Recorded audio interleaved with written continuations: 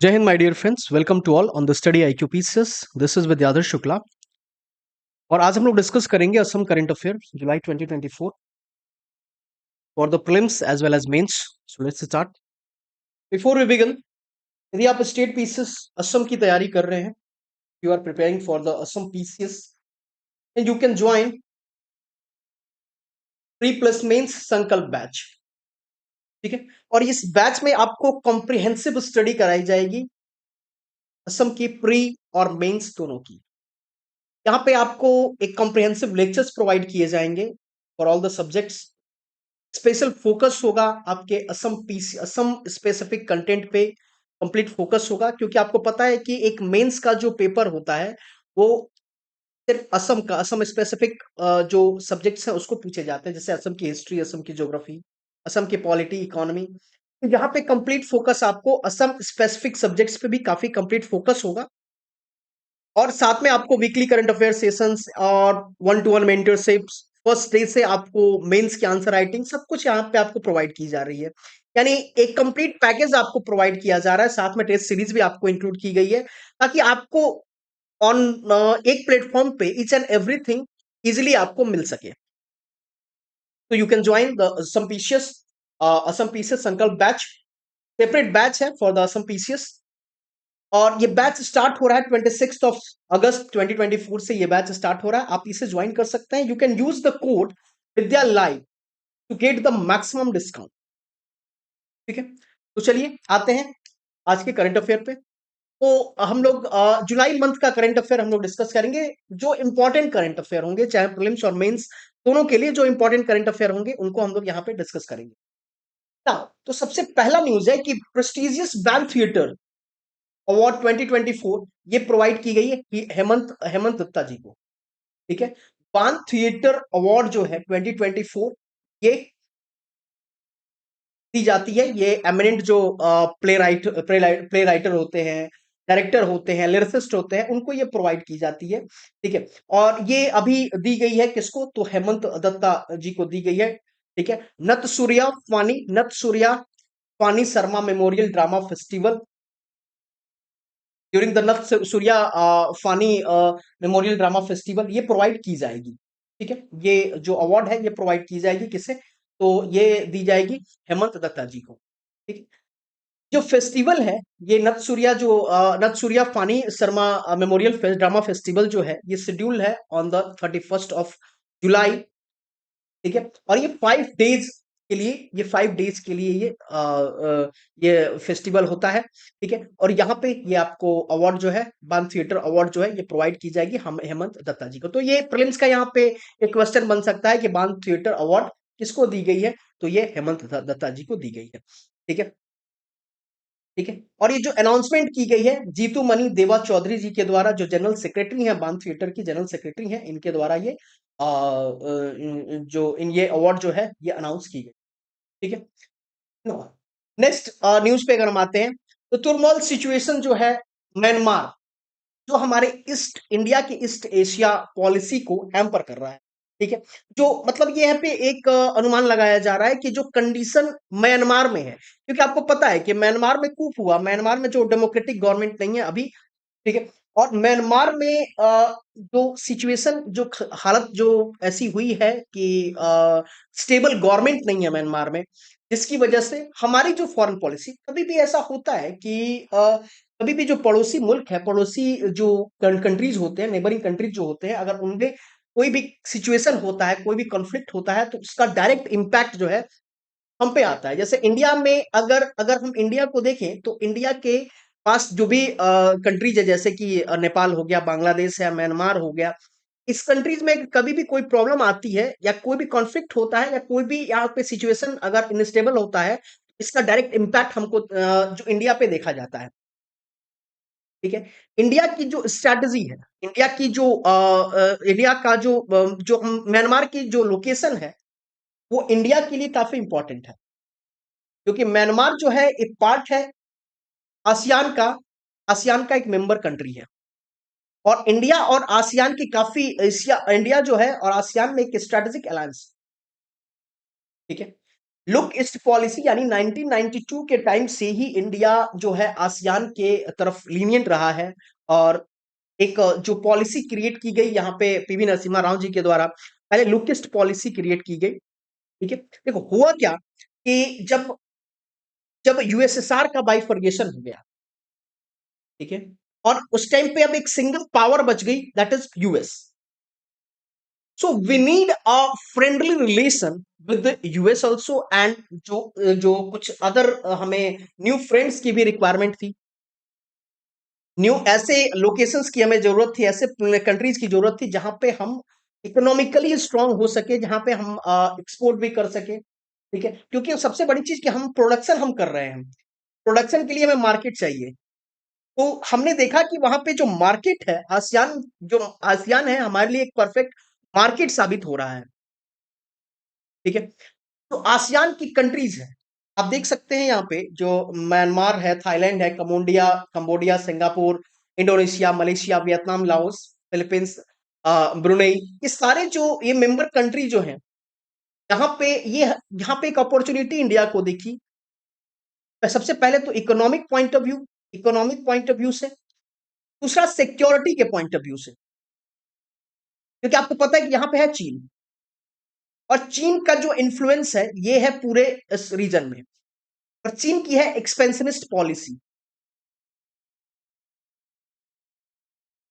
ठीक है, चीन क्लेम करता है पूरे साउथ चाइना सी को, क्लेम करता है पूरे साउथ चाइना सी को, क्लेम किया जाता है चीन के द्वारा साउथ साउथ चाइना सी पे। और चीन जो है एक्सपेंड करता है अपने आप को इधर आसियान की तरफ। ठीक है, और यहाँ पे हमारे लिए भी एक ये है कि चीन हमारे हमारे लिए भी चीन के साथ कॉन्फ्लिक्ट रहता है हमेशा। तो अगर यहाँ पे एक अलायंस बनती है तो पूरे ग्रुपिंग के साथ हम चीन को यहाँ पे कर्टेल कर सकते हैं। ठीक है, ये भी एक मकसद था, लेकिन जब 1990s में लोकेस्ट पॉलिसी लाई गई, उस टाइम पे हम प्राइमरी फोकस रखे किस पे, इकोनॉमी पे, हमने प्राइमरी फोकस रखा इकोनॉमी पे। ये आईआर का बहुत अच्छा टॉपिक होगा, प्री और मेंस दोनों के पॉइंट ऑफ व्यू से आप इसे ध्यान रखेंगे, प्रीलिम्स और मेंस दोनों के लिए ये बहुत तो हमारा प्राइमरी जो फोकस रहा लोकेस्ट पॉलिसी में, प्राइमरी फोकस जो रहा ये रहा किसके लिए, तो इकोनॉमी के लिए, ताकि हमारा जो ट्रेड इंप्रूव हो सके, एक्सपोर्ट हम ज्यादा से ज्यादा कर सके, ठीक है, इन्वेस्टमेंट हो सके। तो हमने यहाँ पे अपनी पूरी जो हमारा फोकस रहा, प्राइमरी फोकस जो रहा इकोनॉमी ही रहा। ठीक है, क्योंकि हम यहाँ पे चाहते थे कि इंडिया को इंटीग्रेट किया जाए with the global economy. 1990s में आपको पता है कि हमारे यहाँ फाइनेंशियल क्राइसिस भी था, और एलपीजी कॉन्सेप्ट भी आया था, लिबरलाइजेशन, प्राइवेटाइजेशन एंड ग्लोबलाइजेशन। इसके थ्रू हम अपने आप को ग्लोबलाइज करना चाह रहे थे, इंडियन इकोनॉमी को ग्लोबलाइज करना चाह रहे थे। ठीक है, जिससे हम अपनी इकोनॉमिक टाइज को एनहांस करना चाह रहे थे ईस्ट और साउथ एशियन कंट्री के साथ। ठीक है, और जहां पे हमारी इंडिया की ओन जो इकोनॉमिक बेनिफिट जो हमें नजर आ रहा था। ठीक है, और हुआ भी, धीरे धीरे हमारी जो इकोनॉमिक टाइज जो है ये इनहांस भी हुई।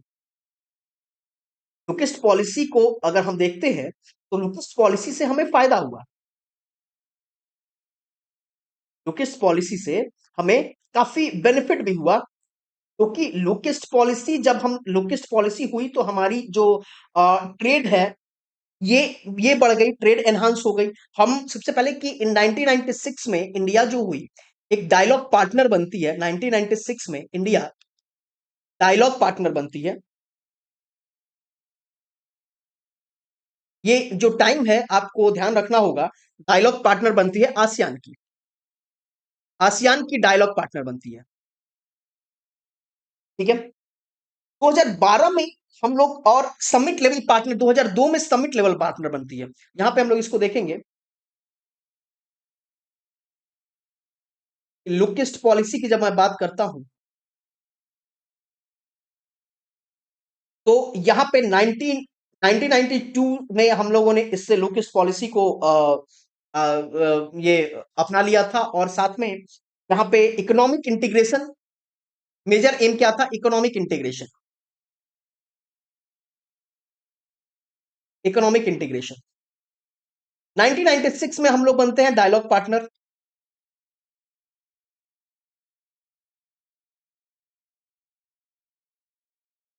डायलॉग पार्टनर बनते हैं 2002, जो 2002 के टाइम तक हम लोग यहाँ पे समिट लेवल पार्टनर बन जाते हैं। समिट लेवल पार्टनर बनते हैं आसियान के साथ। ठीक है। 2012 तक हम लोग स्ट्रैटेजिक पार्टनरशिप हो जाती है, एक स्ट्रैटेजिक अलायंस हो जाती है। स्ट्रैटेजिक पार्टनरशिप, स्ट्रैटेजिक पार्टनरशिप हमारी। ठीक है। जब 1992 में हमने इनके साथ इंटीग्रेट हम लोग हुए थे, आसियान के साथ हम लोग इंटीग्रेट हुए थे। ठीक है। तो इंडिया की जो ट्रेड जो हुई इंडिया आसियान के साथ, वो $2, 2 USD के, यानी 2 बिलियन US डॉलर के साथ, 2 बिलियन US डॉलर की यहाँ पे ट्रेड हुई थी। ठीक है। और धीरे धीरे ये इंक्रीज हुआ। 2010 में हम लोग फ्री ट्रेड एग्रीमेंट साइन करते हैं, फ्री ट्रेड एग्रीमेंट साइन करते हैं, FTA साइन करते हैं 2010 में। ठीक है। और आसियान के साथ फ्री ट्रेड एग्रीमेंट साइन होती है। और जब आसियान के साथ फ्री ट्रेड एग्रीमेंट साइन हो जाती है, तो हमारी जो हम देखते हैं कि उस टाइम 2017-18 तक तो हमारा जो इकोनॉमिक इंटीग्रेशन है ये बहुत हाई हाई हो जाता है और ट्रेड बहुत इनहांस हो जाता है, जो 72 बिलियन US डॉलर चला जाता है। इससे हम लोग ये बात देखते हैं कि हाँ, हमारी इकोनॉमिक इंटीग्रेशन हुई, हमारा ट्रेड भी एनहांस हुआ, ट्रेड भी हमारा एनहांस हुआ यहाँ पे। ठीक है। लेकिन अब हम लोग को ये था कि धीरे धीरे हमें इकोनॉमी में ही नहीं रहना है, इकोनॉमी के साथ साथ हमें इनके साथ अपना सिक्योरिटी रीजन, सिक्योरिटी कोऑपरेशन भी स्टैब्लिश करना है। ठीक है। 2014 में हम लोगों ने एक एक्ट ईस्ट पॉलिसी, जो लुकिस्ट पॉलिसी है, इसको और एक्सटेंड कर दी गई, इसे एक्ट ईस्ट पॉलिसी में कन्वर्ट की कर दी गई। ठीक है। हमने लॉन्च किया एक्ट ईस्ट पॉलिसी। यहां पे फोकस जो रहा, ये आसियान कंट्रीज पे भी रहा, आसियान कंट्रीज पे भी रहा। आसियान के साथ हमको क्या करना है? इकोनॉमिक इंटीग्रेशन करना है, इकोनॉमिक इंटीग्रेशन करना है। यहां पे हमें इकोनॉमिक इंटीग्रेशन के साथ साथ और हम लोग इंक्रीज कर दिए अपना सिक्योरिटी कोऑपरेशन करना। सिक्योरिटी कोऑपरेशन भी यहां पे अब बात की जा रही थी, क्योंकि हमें अब सिक्योरिटी, क्योंकि आपको पता है कि साउथ चाइना सी, वहां पे साउथ साउथ चाइना सी पे पूरा कब्जा किसका है? पूरा पूरा क्लेम करता है चीन, पूरी क्लेम अपनी दिखाता है चीन। चीन ने इन वियतनाम को भी कर्टेल कर दिया। चीन ने वियतनाम का की जो टेरिटरी है वहां पे एक्सप्लोरेशन नहीं करने दे रहा था। तो इंडिया के ONGC के साथ कोलैबोरेट करके वियतनाम एक्सप्लोरेशन अभी भी कर रहा है वहां पे, साउथ चाइना सी अपने रीजन में। ठीक है। और यहाँ पे सिक्योरिटी कोऑपरेशन भी हमारा इंक्लूड हो गया, और साथ साथ हम अदर जो ईस्ट एशियन कंट्रीज है, ईस्ट एशियन कंट्रीज है, उन पे भी हम लोग फोकस करने, जैसे फिजी और तिमोर लेस्टे, इन पे भी हम लोग फोकस करना स्टार्ट कर दिए। ठीक है। यहाँ पे जब इस एक्विस्ट पॉलिसी को फ्रेम की गई, यहाँ पे 4 C's की बात की गई, तो ध्यान रखेंगे मेंस में इसको जरूर इंक्लूड करें। जैसे हम लोग 4 C's हम लोग हाईलाइट किया, प्राइम मिनिस्टर साहब ने हाईलाइट किया यहाँ पे 4 C's को। और यहाँ पे कहा कल्चर, यानी हम कल्चरली इंटीग्रेट होंगे, कल्चर को प्रमोट करेंगे एक दूसरे। कॉमर्स, यानी हमारा जो ट्रेड होगा वो भी एनहांस होगा। कनेक्टिविटी, हम कनेक्टिविटी को इंक्रीज करेंगे, जिसके लिए हम लोग क्या कर रहे हैं, हम लोग ने जो हमारा नॉर्थ ईस्ट है उसको डेवलप कर रहे हैं। ठीक है। क्योंकि नॉर्थ ईस्ट क्या है, एक आसियान कंट्रीज के लिए एक हमारे लिए गेटवे है। ठीक है। तो हम उसको कनेक्ट कर रहे हैं। कैपेसिटी बिल्डिंग पे यहाँ पे फोकस की जाएगी, कैपेसिटी बिल्डिंग पे फोकस की जाएगी। तो ये हमारा एक्टिस्ट और लुकिस्ट और एक्टिस्ट पॉलिसी है। ठीक है। के लिए मेंस में क्वेश्चन बन सकता है, मेंस में क्वेश्चन बन सकता है, आप लोग इस क्वेश्चन को जरूर अटेम्प्ट करें। What is the difference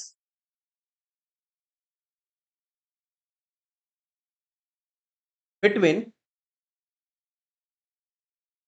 look east and act east policy. ठीक है, what is the difference between look east and act east policy? Why ASEAN is important for India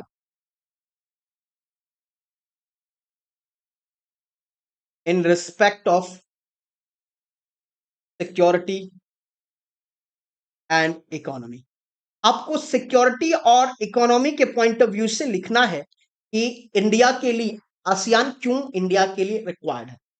ठीक है, ये दो क्वेश्चन आपके लिए होगा। ठीक है, इस क्वेश्चन को जरूर अटेम्प्ट करें आप लोग। ठीक है, तो यहां पे यही चीज हम लोग देखें कि अगर म्यांमार में ये सिचुएशन होता है, क्योंकि Myanmar is a part of ASEAN, obvious सी बात है कि हमें, क्योंकि हमारे पास देखिए म्यांमार में जो अभी गवर्नमेंट है, अभी म्यांमार में जो गवर्नमेंट है या फिर भी बांग्लादेश का सिचुएशन भी आप देख रहे हैं, बांग्लादेश में भी जो अभी सिचुएशन चल रहा है वो क्या है कि वो pro Chinese government, pro Chinese उनका टिल्ट ज्यादा होगा। जब अभी तक शेख हसीना जी थी प्राइम मिनिस्टर बांग्लादेश की, तो वहां पे ये प्रो इंडियन गवर्नमेंट थी, जहां पे हमारे लिए आसान था कोई भी स्टेप लेना। ठीक है, हमें यहाँ पे म्यांमार जो है, म्यांमार में चीन के इन्फ्लुएंस को रोकना है। तो बड़ी बात ये होती है, म्यांमार हो गया, बांग्लादेश हो गया, नेपाल, इनमें चीन का इन्फ्लुएंस नहीं होना चाहिए। भूटान भी है। ठीक है, क्योंकि चीन की तो एक्सपेंशनिस्ट पॉलिसी है, डेट ट्रैप पॉलिसी अपनाता है चीन। इनको बेल्ट एंड रोड इनिशिएटिव में इंक्लूड कर सकता है, करता है, ठीक किया भी है, जिससे हेवी बर्डन हो जाएगा इन पे और डेट का बहुत ज्यादा बर्डन हो जाएगा, और ये अपनी टेरिटरी को हैंड ओवर कर देंगे। किसको? अपनी कुछ कोई टेरिटरी कोई हैंड ओवर कर देंगे, जैसे श्रीलंका ने किया चीन को। इससे ये हो जाएगा कि हमारे पास, हमारे बहुत करीब में चीन का इन्फ्लुएंस हो जाएगा। ठीक है, और चीन हमने हमारे आसपास में सर्विलियंस कर सकती है। ठीक है, तो हमारे सिक्योरिटी पॉइंट ऑफ व्यू से ये इंपॉर्टेंट है कि म्यांमार हो या बांग्लादेश हो, नेपाल हो, यहां पे स्टेबिलिटी रहे। ठीक है, यहां पे स्टेबिलिटी होनी चाहिए। इसलिए ये न्यूज जो है काफी इंपॉर्टेंट है, यहां पे इस न्यूज को जरूर आप लोग देखें। ठीक है ना, अगर हम बात करते हैं थोड़ा आसियान के बारे में, आसियान के बारे में अगर हम बात करें तो आसियान को स्टैब्लिश की गई, स्टैब्लिश किया गया 1967 बैंकॉक डिक्लेरेशन के दौरान। बैंकॉक बैंकॉक डिक्लेरेशन के दौरान आसियान को स्टैब्लिश की गई। ठीक है, और आसियान के फाउंडेशन में सबसे मेन जो फाउंडिंग फादर कहें आसियान के, तो ये इंडोनेशिया था। Indonesia, Malaysia, Philippines,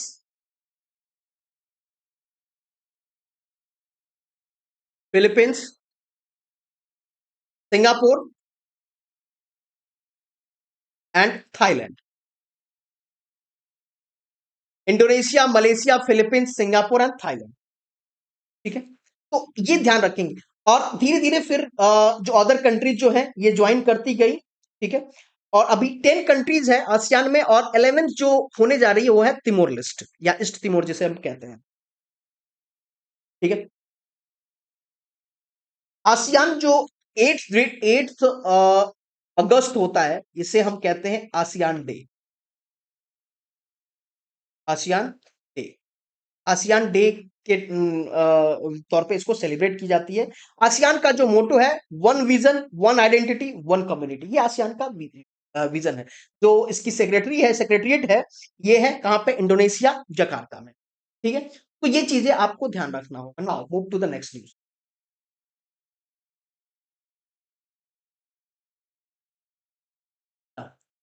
young scientist, 1 minute.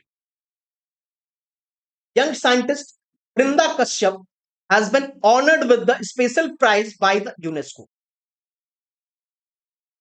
Assam के बृंदा कश्यप जी को UNESCO man and biosphere man and biosphere young scientist award दी गई है 2024 में, उनके रिसर्च प्रोजेक्ट्स के लिए। ठीक है, or she is the only recipient from India and the second young scientist from the Asia to receive the this prestigious award. Assam की भी पहली, इंडिया की भी पहली, ठीक है, और second young scientist from the Asia जिन्होंने ये प्रेस्टिजियस अवार्ड लिया। तो ये न्यूज काफी इंपॉर्टेंट हो जाता है। ये सिर्फ और सिर्फ असम के लिए नहीं, हर एक एग्जाम के लिए इंपॉर्टेंट होगा। नाम याद रखिए, क्या बृंदा कश्यप, इनको क्या UNESCO special prize man and biosphere prize जो यंग साइंटिस्ट अवार्ड जो है ये प्रोवाइड की गई है। ठीक है, वृंदा कश्यप जी का जो रिसर्च प्रोजेक्ट है ये फोकस है on the challenges faced by the rhino population in the world heritage site Manas national park या काजीरंगा नेशनल पार्क। इन पे इनका काफी फोकस रहा कि राइनो पॉपुलेशन जो है इसको कंजर्व किया जाए। इन पे इन्होंने काफी वर्क किया जिसके लिए इनको ये अवार्ड प्रोवाइड की गई है। Now move to the next news. तो हम एसडीजी इंडेक्स की बात कर रहे हैं कि एसडीजी इंडिया इंडेक्स जारी की गई है। असम के परफॉर्मेंस पे हम यहाँ पे मेजरली चर्चा करेंगे। ठीक है, असम एक टॉप परफॉर्मर रहा है, टॉप परफॉर्मर रहा यहाँ पे एसडीजी में, sustainable development goal India index 23-24 इस रिपोर्ट में, जो नीति आयोग के द्वारा ये रिपोर्ट जो है रिलीज की गई नीति आयोग के द्वारा। ठीक है, और यहाँ पे जो स्कोर है इसका इंप्रूव हुआ। ओवरऑल जो स्टेट का जो स्कोर है ये 8 पॉइंट से इंप्रूव हुआ 2020 और 21 एडिशन में। ठीक है, तो यहाँ पे हम देखेंगे कि जो एसडीजी इंडेक्स 2018 रहा था, 2018 रहा था, Assam has made a total improvement of the 16 point. ठीक है, और इस टाइम पे असम जो है क्या है, फ्रंट रनर कैटेगरी में है। ठीक है, जिसने अपनी जो स्कोर है, जो विच इंडिकेट जो स्कोर इंडिकेट, जो फ्रंट रनर का स्कोर ये तब मिलता है जब आप 65 से 99 स्कोर के बीच में आप रहेंगे तो फ्रंट रनर का कैटेगरी आपको दी जाती है। तो यहाँ पे फ्रंट रनर की कैटेगरी में असम को रखा गया है, विच मींस इंडिया का जो स्कोर है, जो उसको असम का जो स्कोर है प्रेजेंट टाइम में है 65। ठीक है, and align with the national average and showing the state dedication to improve its sustainability matrix. तो ये दिखा रहा है कि असम जो है ये ईयर ऑन ईयर अपनी कोशिश कर रहा है कि एसडीजी को अचीव करने के लिए, सस्टेनेबल डेवलपमेंट गोल में ये अपना एक अच्छा जो कंट्रीब्यूशन है ये कर रहा है। Inauguration of renovated pathology heritage museum at the Assam medical college. ठीक है, इनॉग्रेशन की हम यहाँ पे बात कर रहे हैं। Inauguration renovated pathology heritage museum का असम मेडिकल कॉलेज में। तो यहाँ पे रिनोवेट किया जाए इसको पैथोलॉजी हेरिटेज म्यूजियम की के लिए, कहां पे, Assam medical college in Dibrugarh. ठीक है, जिसको इनॉग्रेट की गई by the Assam medical college vice principal professor Rima Nath. ठीक है, यहाँ पे अगर हम बात करें तो एलमनी कंट्रीब्यूशन की हम बात करें तो 1964 बैच में alumni of Assam medical college इन्होंने डोनेट किया of an amount of 3,65,650 towards the renovation of this museum. ठीक है, ठीक है, और जो इंडिविजुअल कंट्रीब्यूशन यहाँ पे रहा बाय द डॉक्टर डॉक्टर रीमानाथ। ठीक है, और यहाँ पे इसलिए कि यहाँ पे जो इसका ट्रांसफॉर्मेशन किया जाए, जो म्यूजियम है इसकी ट्रांसफॉर्मेशन की जाए। ठीक है, और यहाँ पे जो पैथोलॉजी म्यूजियम है इसको रिनोवेट करने, ऐसा नहीं कि ये नहीं, ये सिंस 1991 यहाँ पे 1500 स्पेसिमेन कलेक्टेड किया गया है। यहाँ पे 1500 स्पेसिमेन कलेक्टेड किया गया है, तो इसको और एनहांस किया जाए, इसको और इनोवेट की जाए, इसके लिए यहाँ पे ये न्यूज रही है। ठीक है, और यहाँ पे कहा गया कि it will provide the valuable educational resources for the medical professional faculties.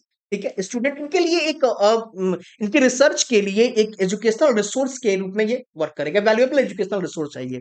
ठीक है, and the heritage conservation society of the Assam has declared the museum a heritage centre. ठीक है, ठीक है ना, अगर हम बात कर रहे हैं तो जो इसको डिजाइन करने की बात की है कि रेनोवेटेड म्यूजियम जिसको डिजाइंड बाय द नित्य Gupta and inspired by the British architecture, जो ब्रिटिश आर्किटेक्चर से इंस्पायर्ड है।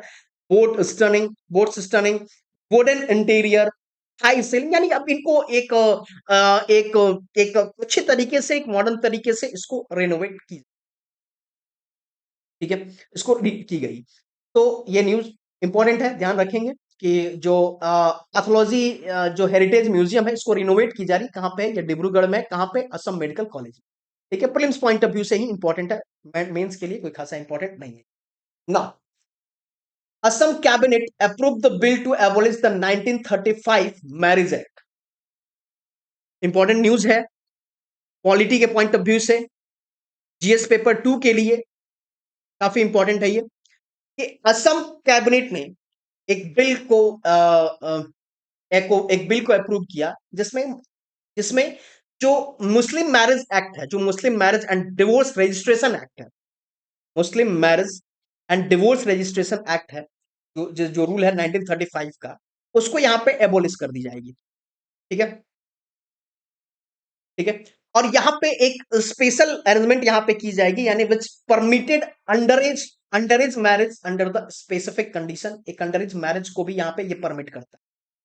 तो Assam government will table this bill in the assembly. जो मॉनसून, अब यहाँ पे कहा गया था कि मॉनसून सेशन में आएगी, तो इसको टेबल की जाएगी। ठीक है, लेकिन यहाँ पे अब ये है कि जो 1935 का जो एक्ट है, जो एक्ट है 1935 का, इसको इसको खत्म की जाएगी, इसको रिपील की जाएगी, और न्यू असम रिपीलिंग ऑर्डिनेंस 2024 जो है अप्रूव की जाएगी। ठीक है, और यहाँ पे ये जो स्पेशल अरेंजमेंट इनके लिए अलग से की जाएगी।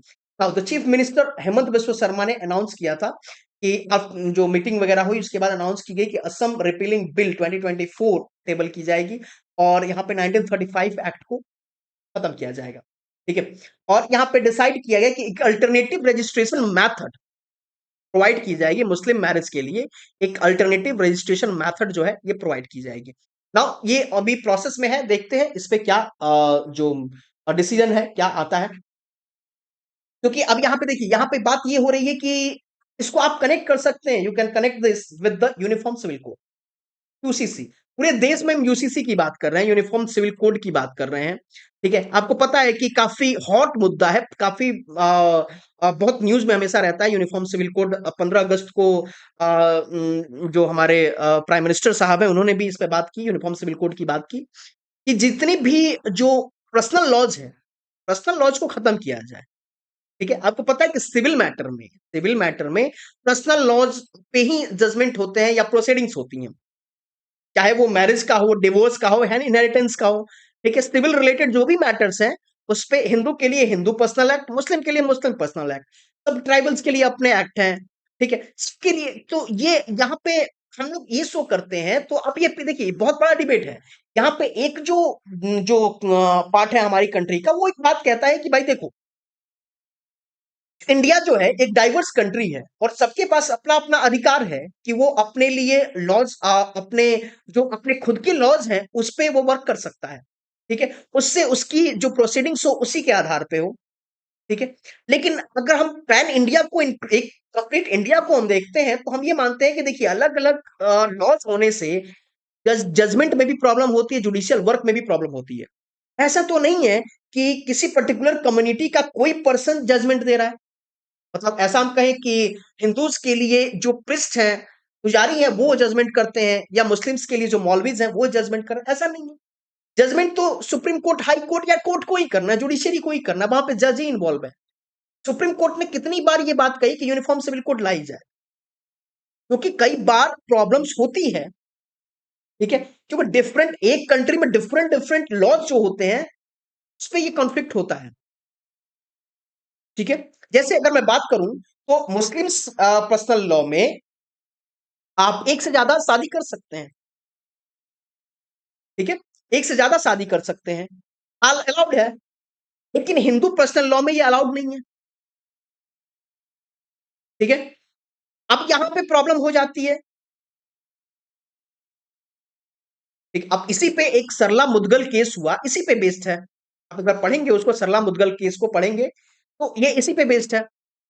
तो आपको यहाँ पे ये रखना है कि हमें यूनिफॉर्म सिविल कोड लानी है। आपका आर्टिकल 44 जो है बीपीएसपी में, यहाँ पे देखिए, जो टाइम था जब कॉन्स्टिट्यूंट असेंबली में डिबेट हो रहा था, कॉन्स्टिट्यूंट असेंबली डिबेट भी जब आप पढ़ेंगे यूनिफॉर्म सिविल कोड को, तो ये कहा गया था कि जब आपके पास जो प्रॉपर वक्त आएगा, प्रॉपर टाइम आएगा, उस टाइम पे यूनिफॉर्म सिविल कोड लागू कर दी जाएगी। फिलहाल यूनिफॉर्म सिविल कोड को आर्टिकल 44 में यानी डीपीएसपी के तहत रखा गया, क्योंकि वो टाइम नहीं था। वो टाइम पे देश का बंटवारा हो रहा था, और काफी सारी जो कम्युनल राइट्स हैं ये सब हो रही थी, जिसकी वजह से इस चीजों को रखा गया था। ठीक है, लेकिन यूनिफॉर्म से हमारा संविधान कहता है कि हमारे देश में यूनिफॉर्म सिविल कोड लागू होना चाहिए। ठीक है। और गवर्नमेंट भी इस पे वर्क करे, लॉ कमीशन का भी रिपोर्ट है, सुप्रीम कोर्ट का भी रिपोर्ट है कि हाँ यूनिफॉर्म सिविल कोड को लागू होना चाहिए। ठीक है, उत्तराखंड लागू कर भी रहा है, उसने अपनी जो पॉलिसीज है इसके अकॉर्डिंग फ्रेम कर दी है। ठीक है, नाउ बात करते हैं चाइल्ड मैरिज के बारे में, जो एक पेन है हमारे इंडियन सोसाइटी में, हमारे सोसाइटी के लिए बिल्कुल एक कहते हैं ना कि बिल्कुल निगेटिव टर्म को हमारा शो करता है, बिल्कुल बिल्कुल हमारा निगेटिव चेहरा दिखाता है। ठीक है, चाइल्ड मैरिज को। तो जब भी मैरिज जो है, अगर स्पेसिफिक एज जो कहा गया है, 18 ईयर गर्ल्स का एज, 21 ईयर बॉयज का एज, अगर इसके कम एज में अगर मैरिज होता है, उसके हम क्या कहते हैं, जिसे हम चाइल्ड मैरिज कहते हैं।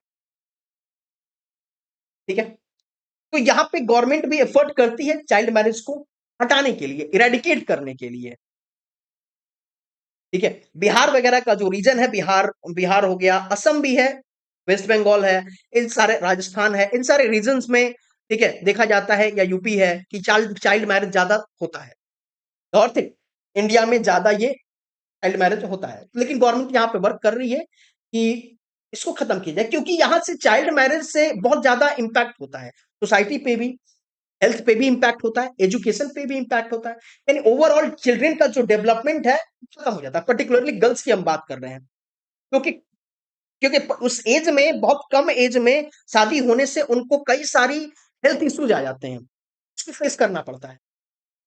ठीक है, एजुकेशन खत्म हो जाता है, तो एजुकेशन भी नहीं हो पाएगा, इनइक्वालिटी आ जाएगी, और है भी, उसको हम धीरे धीरे खत्म भी कर रहे हैं, गवर्नमेंट वर्क भी कर रही है। अगर लीगल फ्रेमवर्क की बात करें अगेंस्ट द चाइल्ड मैरिज, तो prohibition of child marriage act 2006, ये आप याद रखेंगे। ठीक है, एक प्राइमरी लेजिस्लेशन दिया गया जो चाइल्ड मैरिज को एड्रेस करता है, और यहां पे कहा गया कि prohibition of child marriage act 2006, यहां पे जो एज मेंशन की गई है, लीगल एज जो मेंशन की गई है, 18 years for the women and 21 year for the male, marriage की जो एज है, यदि आप इसको कर्टेल करते हो, इसको प्रोहिबिट करते हो, इसको अगर आप वायलेट करते हो, तो आपको एक रिग्रेस इंप्रिजनमेंट दी जाएगी up to the 2 years, and fine भी है अप टू द 1 लाख। ठीक है, जो इस चाइल्ड मैरिज को कंडक्ट कराएगा उसको ये दी जाएगी, उसको उसको ये पे करना पड़ेगा, या उस पे ये पेनाल्टी चार्ज की जाए, उसको इम्प्रिजन किया जाएगा for at least for the up to the 2 year. ठीक है, तो यहाँ पे हमें चाहिए, देखिए सबसे बड़ी चीज है कि एक रिसर्च भी हुआ, कहा गया कि यदि हम एजुकेशन प्रॉपर एजुकेशन प्रोवाइड करते हैं, तो प्रॉपर एजुकेशन से चाइल्ड मैरिज को प्रोहिबिट कर सकते हैं। ठीक है, प्रॉपर एजुकेशन के थ्रू हम चाइल्ड मैरिज को प्रोहिबिट कर सकते हैं, क्योंकि देखो कई सारे फैक्टर हैं जो चाइल्ड मैरिज को पे कंट्रीब्यूट करते हैं, सोशियो कल्चरल फैक्टर जो है। देखो यहाँ पे चाइल्ड मैरिज पे भी मेंस का क्वेश्चन बनेगा, सोसाइटी, आपकी सोसाइटी, आपका जो सिलेबस में सोसाइटी मेंशन की गई है, वहां पे चाइल्ड मैरिज से रिलेटेड क्वेश्चन बनेगा। ठीक है, तो ये सब पॉइंट जो है आपके लिए इंपॉर्टेंट है। सोशियो कल्चरल फैक्टर जो है ये क्या करेगा, कंट्रीब्यूट करता है चाइल्ड मैरिज पे। ठीक है, क्योंकि यहां पे क्या हो रहा है, सोशियो कल्चरल फैक्टर जैसे पोवर्टी, मेनली होता क्या है कि भाई पोवर्टी नहीं है, डाउरी ज्यादा नहीं, एक मेन प्रॉब्लम डाउरी का भी है, लोगों के पास नहीं हो पाते हैं, तो लोग बहुत कम उम्र में भी बच्चे की शादी कर देना चाहते हैं। ठीक है, फाइनेंशियल प्रॉब्लम होती है, कई सारे प्रॉब्लम्स, कई सारे बर्डन्स हो जाते हैं। ठीक है, जिसकी वजह से अब वो है कि जो पोवर्टी की वजह से वो बच्चों को पढ़ा नहीं पाते हैं, बच्चियों को नहीं पढ़ा पाते हैं, तो वो वहां पे वो चाहते हैं कि भाई उसकी शादी कर दिया जाए, उसके बर्डन को नहीं झेल पाते हैं। ठीक है, जिससे वजह से क्या हो रहा है कि जो गर्ल्स का जो गर्ल्स को बहुत कम उम्र में ही शादी कर दी जाती है, इनकरेज कर यानी यानी इंक्रीज, जिससे इंक्रीज होता है, चाइल्ड मैरिज इंक्रीज होता है। पोवर्टी भी एक हमारा कारण है, जेंडर इनइक्वालिटी। ठीक है, ये डीप रूटेड है, तो हमारा पेट्रियार्कल सोसाइटी में हमेशा, मतलब एक माना गया है कि हमारे लिए गर्ल जो है, गर्ल्स को एक लाइबिलिटी माना गया है, गर्ल्स को एक लाइबिलिटी माना गया है कि भैया जो गर्ल्स हमारे घर में है तो उसको हमें पढ़ाना, उसके बाद फिर उसको दहेज देना, डाउरी देना, जिसकी वजह से हमें प्रॉब्लम हो जाती है, उनका पालन पोषण, ये सारी चीजें जो है हमें इनके लिए प्रॉब्लम हो जाती है। मतलब तो यहाँ पे हम ये देखते हैं कि जेंडर इनइक्वालिटी जो है बहुत डीप रूटेड है हमारी जो पेट्रियार्कल जो सोसाइटी है यहाँ पे। ठीक है, इसमें कई बार ये हो जाता है कि ऑनर की बात हो जाती है कि यदि कई बार ये ज्यादातर छोटे जगहों में, शहरों में या गांव में ये देखा जाता है कि अगर लड़कियों को अपने मन से शादी करने का भी इजाजत नहीं है, और कभी अगर ऐसा कुछ होता है तो लोग को अपने ऑनर पे बात आ जाती है, जिसकी वजह से कई जगह हम लोग ऑनर किलिंग भी देखते हैं। और यही कारण होता है जिसमें ज्यादातर गांव वगैरह में लोग जल्दी ही शादी कर देते हैं, अर्ली मैरिज कर देते हैं। ये प्रैक्टिकल चीजें हैं।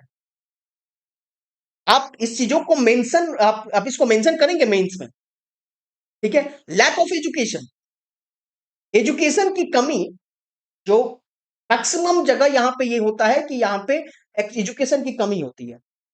इसलिए कहा गया कि lower educational attainments among the girls correlate with the higher rates of the child marriage. ये बहुत अच्छा लाइन है, आप इसको कोट करेंगे, लिखेंगे, क्योंकि चाइल्ड मैरिज डायरेक्ट कनेक्ट, क्योंकि जो बच्चे हैं ये भी इसको नहीं समझ पाते हैं, लड़कियां भी, क्योंकि कम एज में है, एजुकेशन नहीं है, नहीं समझ पाते हैं। पेरेंट्स का एजुकेशन, पेरेंट्स एजुकेटेड नहीं है तो इसके क्या कॉन्सिक्वेंसेस होंगे चाइल्ड मैरिज के, वो भी समझ नहीं पाते हैं। तो इसलिए यहाँ पे जरूरी है कि एजुकेशन जो है वो हो, और ज्यादातर वुमेन एजुकेशन पे बहुत ज्यादा एम्फेसाइज होना होगा।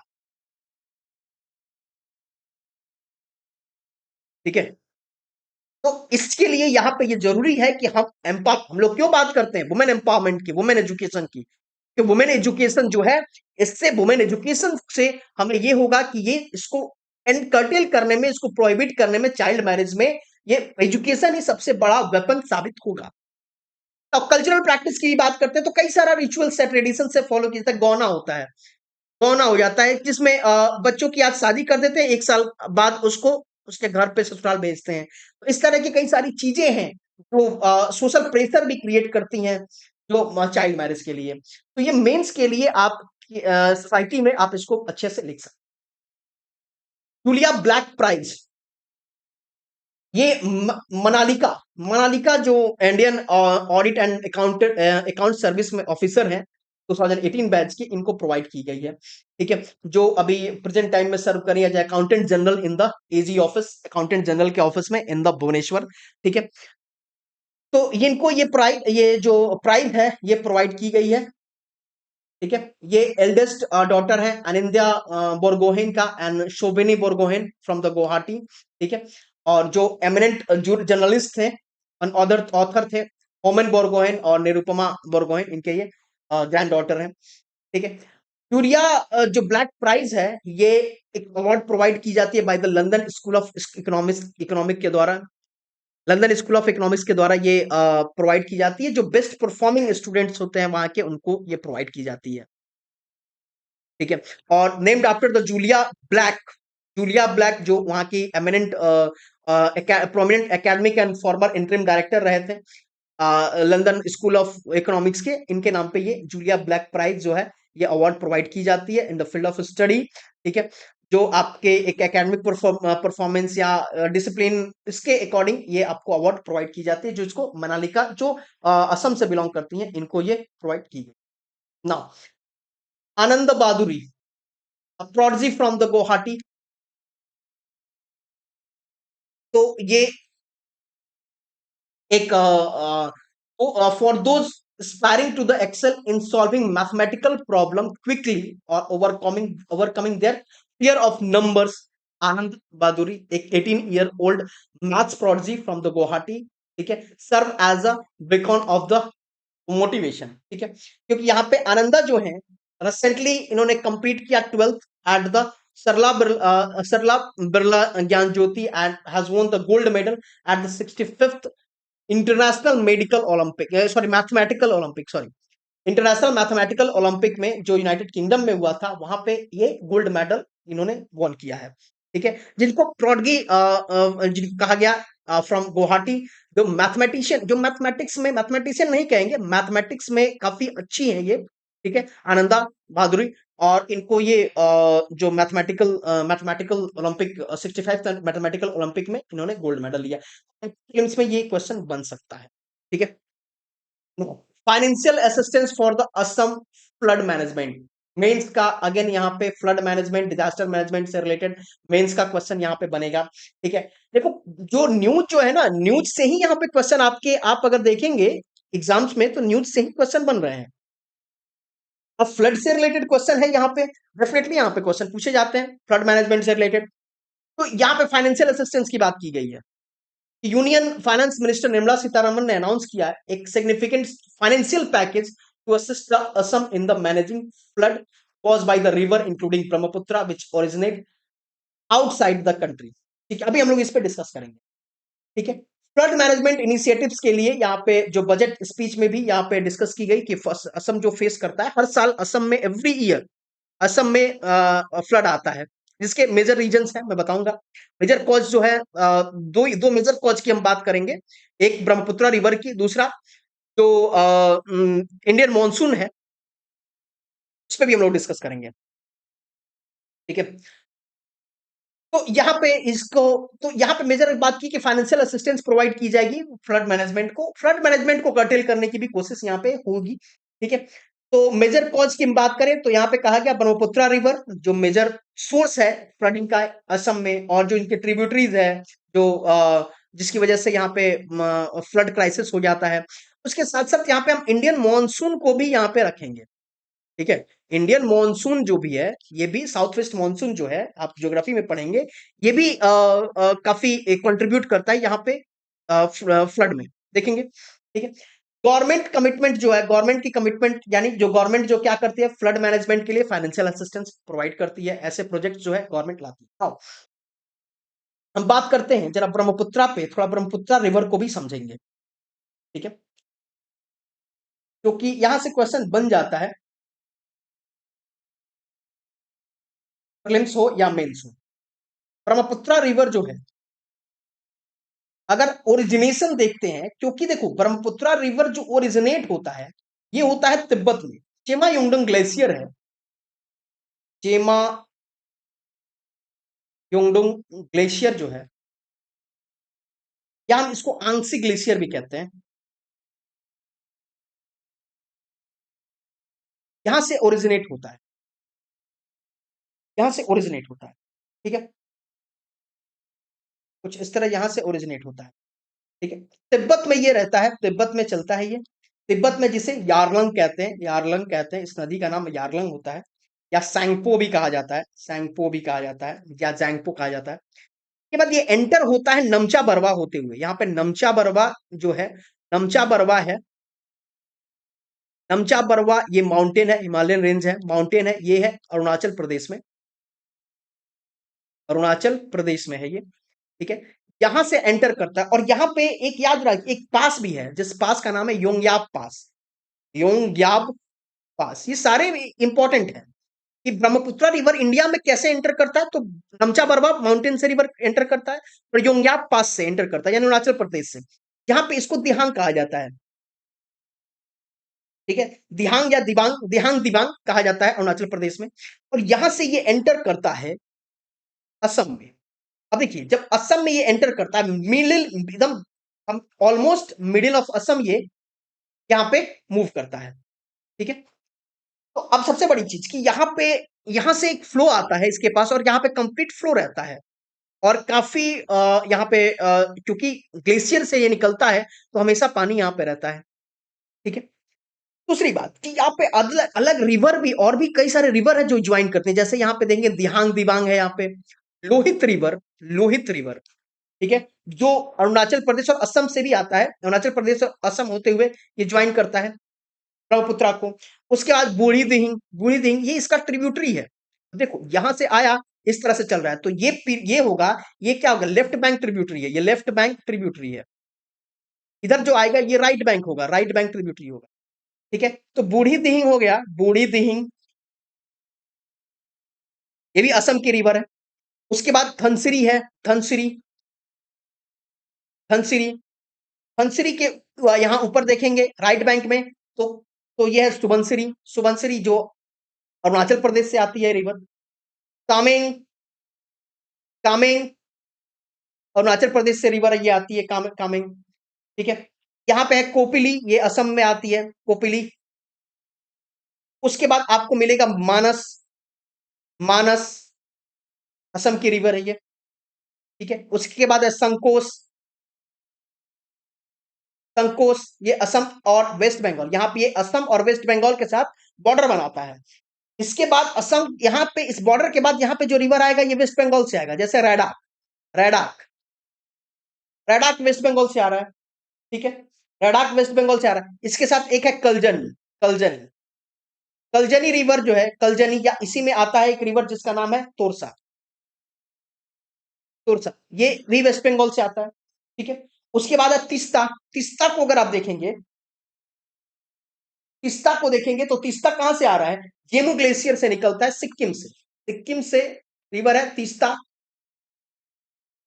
जेमू ग्लेशियर से निकलता है। ये असम में ये आकर के मिलता है किससे, बांग्लादेश में ये ब्रह्मपुत्रा से। ठीक है, वेस्ट बंगाल के पास जनरली यहाँ पे मिल जाता है ब्रह्मपुत्रा से।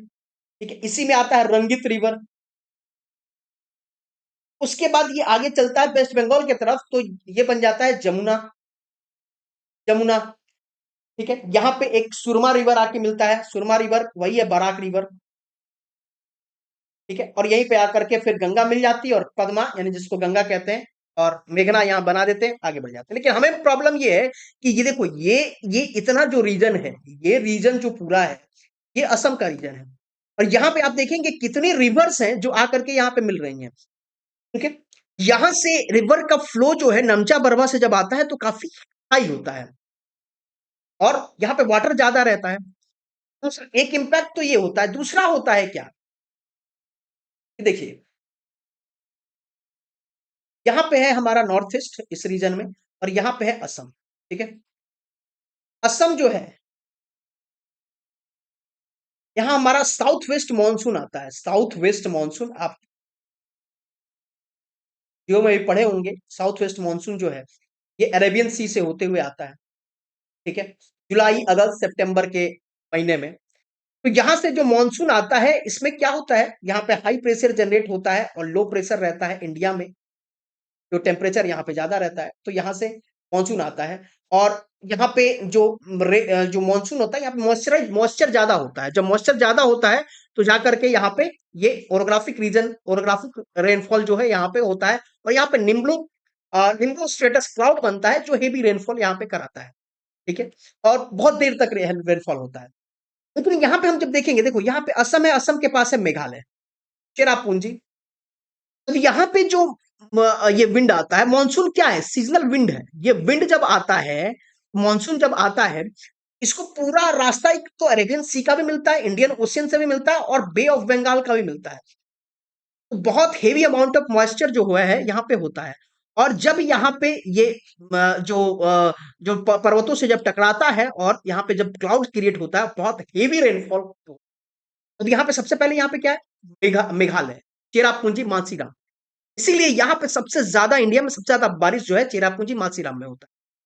ठीक है, उसके बाद यहाँ पे जब असम को देखेंगे, असम में भी इस सीजन में क्या होगा, एक तो हेवी रेनफॉल यहाँ पे होगा, तिब्बत रीजन में भी रेनफॉल होता है, तो जिससे वहां पे जो ब्रह्मपुत्रा रिवर की जो वाटर लेवल है ये बहुत बढ़ जाती है, यहाँ पे वाटर लेवल काफी बढ़ जाती है, जिसके जिससे इस टाइम में यहाँ पे बहुत ज्यादा फ्लड क्रिएट हो जाता है असम में। ठीक है, क्योंकि ऑलमोस्ट बीच से ही, असम के बीच से ही जाती है, तो असम के जितने ये जो बेसिन होता है, जो रीजन होता है, वहां पे फ्लड क्रिएट हो जाता है, जिससे काफी नुकसान होता है असम को। क्लियर? तो ये चीजें, ये बहुत इंपॉर्टेंट है आपके लिए, ये ध्यान रखना है। ठीक है, तो यहाँ पे फाइनेंशियल, वही उस असम में फ्लड से फ्लड मैनेजमेंट के लिए यहाँ पे फाइनेंशियल असिस्टेंस भी प्रोवाइड की गई है। Comprehensive financial package for 11,500 crore का यहाँ पे पैकेज आपको प्रोवाइड की जाएगी, बूस्टर फ्लड मैनेजमेंट इनिशिएटिव, जो सेंट्रल गवर्नमेंट के द्वारा दी जा रही है। ठीक है, जो असम में, असम के लिए। ये मिनिस्ट्री ऑफ जल शक्ति जो है, इनका काफी यही रोल रहेगा, फ्लड मैनेजमेंट में इनका रोल है। ठीक है, बजट एलोकेशन दी जाएगी मिनिस्ट्री फॉर जल शक्ति को। ठीक है, और जो एलोकेट करेगा सिग्निफिकेंट रिसोर्स जो है फ्लड मैनेजमेंट को एनहांस करने के लिए, फोरकास्टिंग कैपेबिलिटीज के लिए यहाँ पे ये फाइनेंशियल असिस्टेंस प्रोवाइड की जाएगी। ना हम बात करते हैं दिहिं पटकाई नेशनल पार्क को लेकर। ठीक है, दिहिं पटकाई नेशनल पार्क में यहाँ पे एक सर्वे हुआ। ठीक है, और यहाँ पे स्टडी की गई एक relationship between the butterfly diversity, जो सीजनलिटी एंड क्लाइमेटिक कंडीशन को विद इन द जो ये रेंज है यहाँ पे सोराईपुंग रेंज जो है दिहिं पटकाई नेशनल पार्क में, ठीक है, ईस्टर्न हिमालय में। तो यहाँ पे ये बात की गई, तो ये स्टडी की गई। ठीक है, तो सबसे पहले तो ये कहां पे हुआ?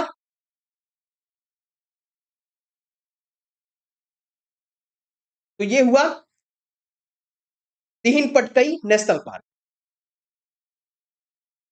ठीक है, दिहिं पटकई नेशनल पार्क। ठीक है, तो ये जो डिब्रूगढ़ तिनसुकिया जो डिस्ट्रिक्ट है वहीं पे है, ये असम में है। डिब्रूगढ़ तिनसुकिया डिस्ट्रिक्ट में है ये, असम में। ठीक है, यहाँ पे मेनली बटरफ्लाई पे रिसर्च हुआ, बटरफ्लाई पे स्टडी की गई, और यहाँ पे देखा गया कि वेरियस जो इस सर्वे में फाइंड किया गया स्पेसिस की डाइवर्सिटी को देखा गया। ठीक है, यहाँ पे कहता है कि comprehensive survey revealed the presence of 60 species. ठीक है, 60 स्पेसीज को। ठीक है, 1197 इंडिविजुअल, इसके लिए बटरफ्लाइज की स्पेसीज, जो 41 जो जनरल अंडर द 6 फैमिलीज ये बिलोंग करता है। ठीक है, तो फैमिली वाइज जो स्पेसिफिक रिचनेस, जो स्पेसीज की रिचनेस है यहाँ पे वो बताया गया है। ठीक है, आप इसे पढ़ सकते हैं, नॉट सो इंपॉर्टेंट कि आप इसको याद रखें, लेकिन हाँ याद रखें कि जो रिसर्च हुई है ये बटरफ्लाई से रिलेटेड हुई है दिहिं पटकई नेशनल पार्क में। ठीक है, दिहिं पटकई नेशनल पार्क अपने ये जाना जाता है रिच डाइवर्सिटी ऑफ बटरफ्लाई। तो यहाँ पे आपके एग्जाम में प्रीलिम से पूछा जा सकता है किसके लिए जाना जाता है, फेमस है किसके लिए, तो बटरफ्लाइज के लिए। ठीक है, ये नेशनल पार्क जो Indo Malayan biodiversity hotspot endemic species diversity के लिए जाना जाता है। ठीक है, और नेशनल पार्क सिचुएटेड है on the foot hill of the Patkai hill. ठीक है, पटकाई हिल के गिरिपद में, फुट हिल में, जो सब ट्रॉपिकल वेट एवरग्रीन फॉरेस्ट है यहाँ पे पाया जाता है। ठीक है, असम में। और जो ईस्टर्न हिमालयन है इस रेंज में ये आता है दिहिं पटकाई रीजन में, जो आपका डिब्रूगढ़ का जो रीजन है यहाँ पे। Now the national park located on the southern bank of the Brahmaputra river, Brahmaputra river का जो साउदर्न बैंक है, इधर का जो रेंज है यहाँ पे ये पाया जाता है। ठीक है, which act as a natural barrier for the restricting influence of the flora fauna of the Burma region. ठीक है, फ्लोरा फौना बर्मा रीजन के लिए एक नेचुरल रिस्ट्रिक्शन के लिए यहाँ पे ये एक बैरियर की तरह वर्क करता है। ठीक है, तीन पटके याद रखेंगे, असम में ही है, जो जो आपके बटरफ्लाई के लिए काफी फेमस है। ठीक है, तो ये आपका इंपॉर्टेंट न्यूज रहा जो प्रीलिम्स और मेंस के पॉइंट ऑफ व्यू से हमने इसको स्टडी की है, आप इसे जरूर पढ़ें। ठीक है, नाउ यदि आप, मैं फिर एक बात कहूंगा कि यदि आप असम पीसीएस की तैयारी कर रहे हैं और आप एक सीरियस कैंडिडेट हैं और आप चाहते हैं एक बेटर प्लेटफॉर्म, चाहते हैं कि आप एक अच्छे प्लेटफॉर्म पे आप इसकी तैयारी करें, ठीक है, तो आप ज्वाइन कर सकते हैं संकल्प बैच, ये फर्स्ट बैच संकल्प बैच 1 असम पीसीएस के लिए। ठीक है, अदर स्टेट पीसीएस की भी यदि आप कोई कैंडिडेट है तो आप वो भी ज्वाइन कर सकते हैं, लेकिन असम के लिए स्पेसिफिक बैच यहाँ पे एलोकेट की गई है, असम की स्पेसिफिक बैच। और यहाँ पे आपको कंप्लीट कॉम्प्रिहेंसिव स्टडी कराई जाएगी, ईच एंड एवरी सब्जेक्ट्स की, ईच एंड एवरी टॉपिक पे इन डेप्थ एनालिसिस कराई जाएगी, और आपको एक एक एक वेल ट्रेन्ड और वेल एक्सपर्ट बनाने की कोशिश की जाएगी आपके सब्जेक्ट में, ताकि आपको एग्जाम फियर ना हो, आपके पास कंप्लीट पैकेज हो ईच एंड एवरीथिंग का, और आप अपने एग्जाम में सिर्फ और सिर्फ क्वालिफाई ही ना कर पाए, रैंकिंग ला पाए। इसी के लिए आपको यहाँ पे फर्स्ट डे से ही मेंस की आंसर राइटिंग कराई जाती है, जो आपका मेंस की अगर हम बात करते हैं तो आंसर राइटिंग एक स्किल है। ठीक है, you have to develop this skill, जो आपके लिए बहुत इंपॉर्टेंट है, तो आप इसे जरूर ज्वाइन करें। ठीक है, आप ये कोड इस्तेमाल कर सकते हैं Vidya live to get the maximum discount. ठीक है, और 26 ऑफ अगस्त से ये बैच स्टार्ट हो रहा है, तो thank you so much to all. मिलते हैं नेक्स्ट मंथ के करंट अफेयर सेशन में, फिर हम लोग एक करंट अफेयर सेशन लेकर आएंगे नेक्स्ट मंथ के लिए। ठीक है, हर मंथ की करंट अफेयर की ये सेशन रहेगी। यहाँ पे हम सिर्फ प्रीलिम्स के लिए नहीं, एक एनालिटिकल वे में मेंस के लिए भी ज्यादा फोकस रहेंगे। ठीक है, और तो इसे आप जरूर देखें। Thank you so much to all.